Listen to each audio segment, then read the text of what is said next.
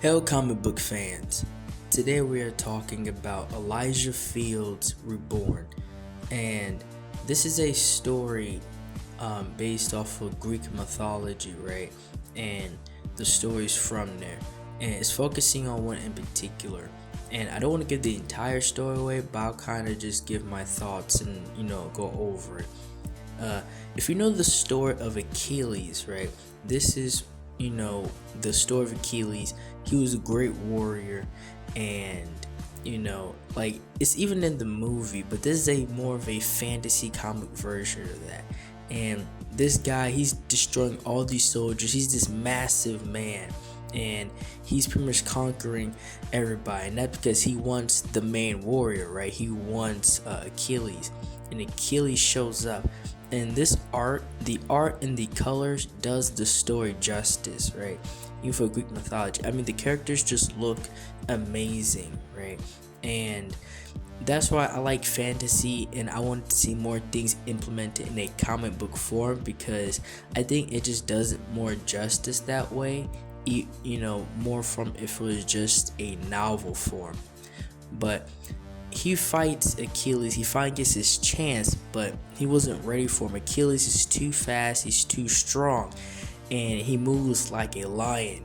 And he kills the warrior. He kills this man, and he just sends him. Like it wasn't even like a fight, right? It wasn't even like a back and forth. The guy just wasn't ready for Achilles, and he goes on and he's taking out other guys until he is hit in the ankle, and then that's when he dies. Because we know the story of Achilles, his entire body he was pretty much indestructible and all powerful, right?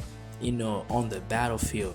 But when his body got dipped, his ankle didn't get dipped, right? His entire body wasn't dipped, and so his ankle was left vulnerable, and then he dies, right? But this story goes further past that, right? This story takes and it does it very well, right? Because he dies, but he doesn't stay dead, right? He is not just left to rest, right? He would be called to battle once again, and it is done in this very cool way, because Hades has other plans for him, and these gods have other plans for him. And like I say, he's called back to the battlefield, but not in our realm, right? Not in the land of the living. And the story, it does it in a very cool way, and it takes liberties, obviously, right? There's Greek mythology, but it also adds in a fantasy, whimsical style into it. And again, the art and the colors does the story justice, and the writing as well does it justice as well. And as you can see, he is brought to this battlefield, right? And it shows these warriors that died on the battlefield. They battle against each other here, like Gilgamesh and other beings, or fight in battle here. And it's like this big old like arena style type thing.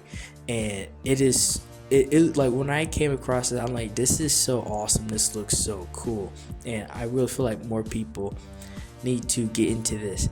And as for Achilles, he sees this and he gets into this, and he's all for it, right? Like this is something he could definitely get into. And he doesn't have the issue of like, that's just his ankle, which is his weakness. Now he can just kind of be full force of his power and ability without the pullback of the possible weakness. Because if I'm correct, he didn't even know he had that weakness at all until he actually died. But in this, he's still the best, right? Like he still conquers everybody on the battlefield, right?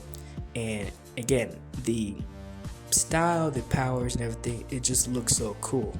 And even though this is Greek mythology with some fantasy in it, you also get a taste of feeling of like manga, right? Like just within the exaggeration of these characters and the powers and the art style within itself. It's a comic book form, but you get that extra that you'd see in the manga.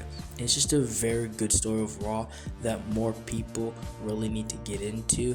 And this is the type of comic book and stories I can really sink my teeth into and get inspiration from. Well, that's a half for this video. Like, share, and subscribe for more. Thank you for watching.